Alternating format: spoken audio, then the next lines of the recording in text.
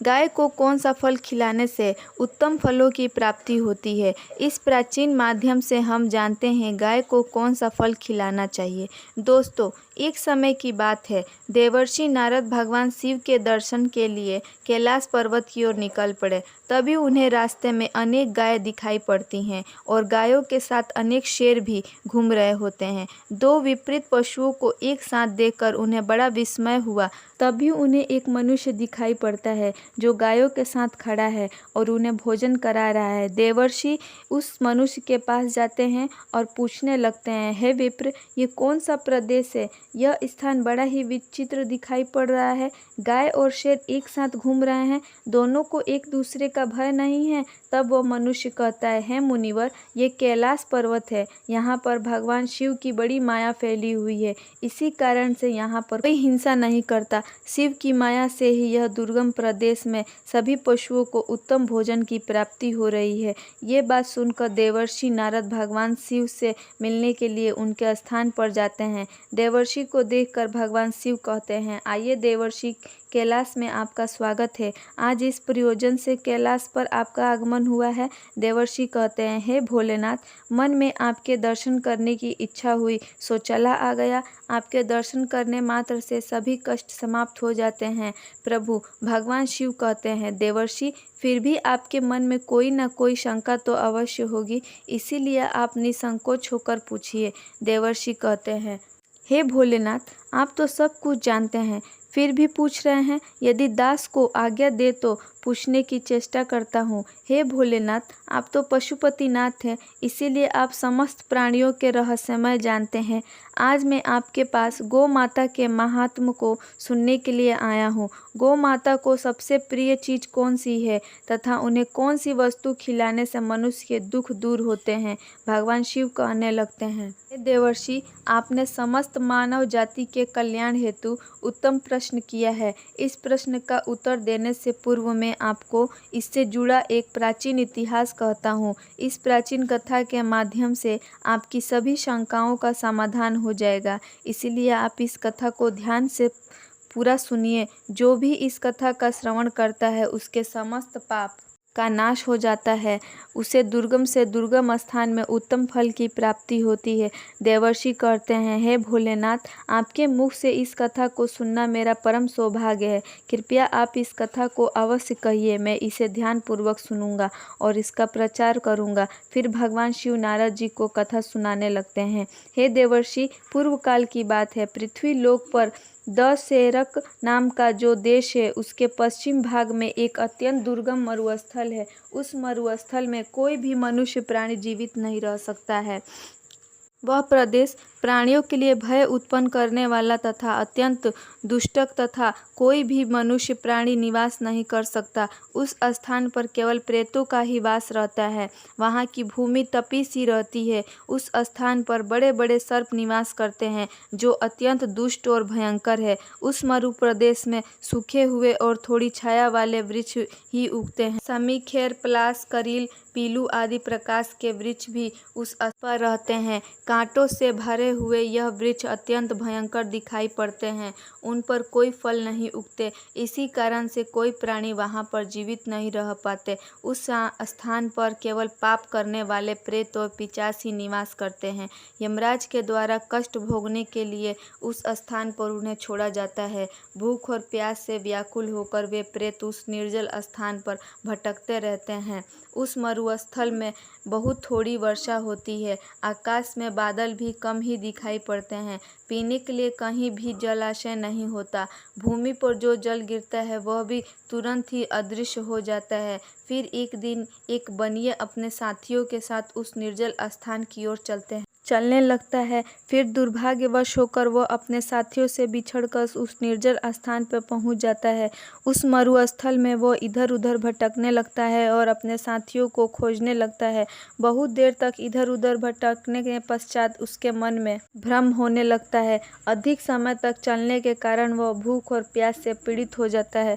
उसे अपनी प्यास बुझाने के लिए कहीं पर भी जल दिखाई नहीं पड़ता। फिर एक स्थान पर खड़ा होकर वो चारों ओर देखकर सोचने लगता है कि किस दिशा में गांव है, किस दिशा में जल है, मैं कहाँ जाऊँ। लगता है अब इसी स्थान पर मेरी मृत्यु हो जाएगी। इतना सोचकर वह भगवान विष्णु की आराधना करने लगता है। फिर उसी समय उसे कुछ प्रेत दिखाई पड़ते हैं जो उसी की तरफ आ रहे होते हैं।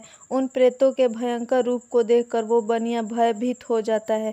वे सभी प्रेत भयंकर आवाज करते हुए उसकी तरफ ही आने लगते हैं। उस स्थान पर छिपने के कारण कोई भी स्थान नहीं होता और उसके शरीर में बल न होने के कारण वह भाग भी नहीं पाता। इसीलिए चुपचाप उसी स्थान पर खड़ा होकर भगवान से प्रार्थना करने लगता है। फिर वह भयंकर प्रेत उस बनिए के निकट आते हैं और उसे दुर्बल जानकर उसके पास आकर इस प्रकार से कहने लगते हैं, हे मनुष्य, इस भयंकर मरुस्थल में किस कारण से तुम्हारा आगमन हुआ है। लगता है तुम अपने साथियों से बिछड़कर इस वन में भटक रहे हो।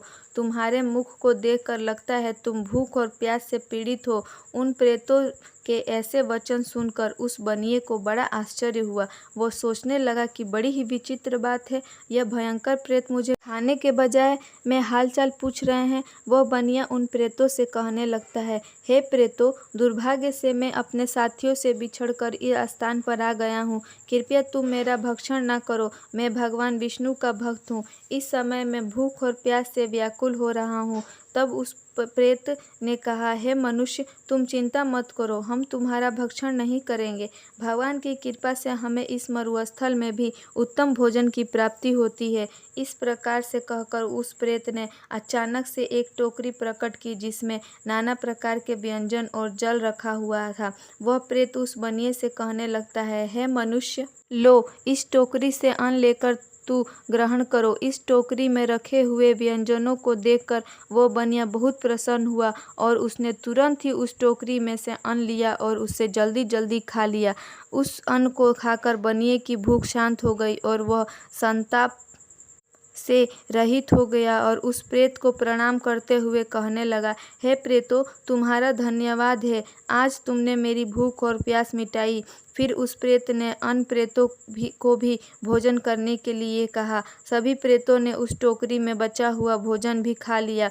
फिर वह भोजन की टोकरी अचानक से अदृश्य हो गई। इस विचित्र घटना को देखकर उस बनिए को बड़ा आश्चर्य हुआ। तब उस बनिए ने उस प्रेत राज से कहा, हे भाई, इस वन में मुझे यह बड़े आश्चर्य की बात प्रतीत हो रही है। इस वन में ना फल के पेड़ हैं, ना नदी है और ना सरोवर है। फिर भी तुम्हें इतना सुंदर और स्वादिष्ट भोजन कहाँ से प्राप्त हुआ है? तुम कौन हो और इस वन में किस कारण से तुम लोग भटक रहे हो? कृपया मुझे विस्तार से तुम्हारा सारा वृतांत सुनाओ। फिर वो प्रेत कहने लगा, हे मनुष्य, मैं तुम्हें मेरे पूर्व जन्म के बारे में बताता हूँ, इसीलिए तुम इसे ध्यान पूर्वक सुनो। पूर्व जन्म में मैं मध्य देश में रहता था। वो बहुत ही धनवान सेठ था। मेरे पास किसी चीज़ की कमी नहीं थी। मैंने व्यापार करके बहुत सारा धन इकट्ठा किया था, किंतु उस नगर में मेरे जितना दुरात्मा दूसरा कोई नहीं था। मैंने दूसरों को लूटकर धन अर्जित किया था। मैंने अनेक लोगों के साथ छल किया था। मैंने कभी भगवान की पूजा नहीं की थी, कभी दूसरों को दान नहीं दिया। उसी समय में मेरे एक गुणवान ब्राह्मण मित्र थे जो सदैव मेरे हित की बात किया करते थे। उन्होंने मुझे कई प्रकार का महत्वपूर्ण ज्ञान दिया था। धन की रक्षा के लिए उन्होंने अनेक उपाय भी बताए। फिर एक दिन मैं उनके साथ तापी नदी के तट पर गया। उस स्थान पर मैंने उनके साथ एक नदी में स्नान किया। वहाँ पर एक प्राचीन आश्रम था। वहाँ पर अनेक गाय बंधी हुई थी। अपने मित्र की बात मानकर मैंने उन गायों को एक टोकरी भर केले के फल खिलाए और फिर लौटकर अपने घर चला आ गया। कुछ समय के पश्चात देवयोग से मेरी मृत्यु हो गई। मृत्यु के बाद मुझे यम के 2 दूत लेने के लिए आ गए और वे मुझे पकड़कर यमराज के पास लेकर गए। यमराज ने चित्रगुप्त से मेरा लेखा जोखा देखने को कहा। फिर चित्रगुप्त मेरा लेखा जोखा निकाला और उसने कहने लगा, धर्मराज, ये दुरात्मा तो नास्तिक है। इसने कभी ईश्वर की पूजा नहीं की, इसने कभी दान धर्म नहीं किया, किंतु उसने केवल एक पुण्य का कार्य किया है। इसने गायों को केले के फल खिलाए हैं। बस इतना ही इसका पुण्य है। चित्रगुप्त की बात सुनकर यमराज ने अपने दूतों को आदेश देकर मुझे प्रेत बनाकर इस दुर्गम प्रदेश में डालने के लिए कहा। नास्तिक और दुरात्मा लोगों को प्रेत बनाकर इस दुर्गम प्रदेश में डाल दिया जाता है, किंतु मेरे द्वारा केवल एक पुण्य का काम हुआ था। मैंने गाय को टोकरी भरकर केले का फल खिलाया था। इसी पुण्य के कारण से मुझे बस इस भयंकर दुर्गम स्थान में भी एक टोकरी भरकर स्वादिष्ट भोजन प्राप्त होता है। प्रेतों को ऐसा भोजन नहीं मिलता है। प्रेतों को भोजन अत्यंत घृणित और दुर्गंधि युक्त होता है, किंतु मेरे पुण्य के कारण यहाँ पर निवास करने वाले प्रेतों को भी उत्तम भोजन की प्राप्ति होती है। इसी कारण से उन्होंने मुझे अपना प्रधान बना दिया। यहाँ पर निवास करने वाले सभी प्रेत दुरात्मा हैं। उन्होंने अनेक पाप किए हैं। देवालय से धन की चोरी की, पराई स्त्रियों से संबंध बनाया, स्वामी के साथ द्रोह किया। इसी पाप के कारण ये सभी प्रेत बने हैं। भगवान विष्णु परमात्मा है और आप भगवान विष्णु के परम भक्त दिखाई पड़ते हैं, इसीलिए आपके इस स्थान पर आने से मेरी मुक्ति हो जाएगी और मुझे उत्तम गति प्राप्त होगी। परंतु मेरे बगैर ये सभी प्रेत इस मरुस्थल में कष्ट भोगेंगे। इसलिए आप मुझ पर कृपा करके मेरे इन सभी प्रेत मित्रों की मुक्ति के लिए उपाय कीजिए। मनुष्य, मैंने हिमालय पर्वत की एक गुफा में खजाना छिपाया है। आप उस खजाने को प्राप्त करके इन प्रेतों की मुक्ति के लिए इनका श्राद्ध तथा तर्पण आदि कार्य करो। इतना कहकर वह प्रेत अदृश्य हो जाता है और उसे मुक्ति मिल जाती है। फिर वह बनिया हिमालय पर गया और उसने वहाँ पर उस प्रेत के द्वारा बताया गया खजाना प्राप्त किया और फिर वो गया तीर्थ में प्रेतों की मुक्ति के लिए श्राद्ध करने के लिए चला गया। वहाँ पहुंचकर उस बनिए ने उन प्रेतों के लिए श्राद्ध करना आरंभ किया। जिस दिन वह जिस प्रेत का श्राद्ध करता, वह प्रेत रात को उसके सपने में आकर उसे दर्शन देता और कहता, हे महाभाग, तुम्हारे कृपा से मेरे प्रेत भाव को त्याग दिया है। अब मैं परम गति को प्राप्त हो रहा हूँ, तुम्हारा धन्यवाद। इस प्रकार से अनेक दिनों तक उस बनिए ने वहाँ पर सभी प्रेतों के लिए श्राद्ध किया और सभी प्रेत एक एक करके उसके सपने में आकर उसे दर्शन देने लगे और सभी प्रेतों को मुक्ति प्राप्त हुई। फिर वह बनिया अपने घर पर लौट आया और भगवान विष्णु की भक्ति करने लगा। तदंतर दीर्घ काल के बाद उस बनिए की मृत्यु हुई और वह भी परम दुर्लभ धाम बैकुंठ को चला गया। महादेव कहते हैं, हे देवर्षि, इस प्रकार से मैंने आपको गाय को केले का फल खिलाने का महत्व सुना दिया है। जो मनुष्य नित्य गाय की सेवा करता है, उसे केला खिलाता है, उसे उत्तम गति की प्राप्ति होती है। गायों के 6 अंग गोबर, मूत्र, दुर्ग, दही और घृत, यह अत्यंत पवित्र और शुद्धि के साधन भी है। गोबर से बिल्व वृक्ष उत्पन्न हुआ, जिसमें मेरा ही वास होता है। गोबर से ही कमल के बीज उत्पन्न हुए। गोबर से ही गुगुल की उत्पत्ति हुई, जो देखने में प्रिय और सुगंधित युक्त है।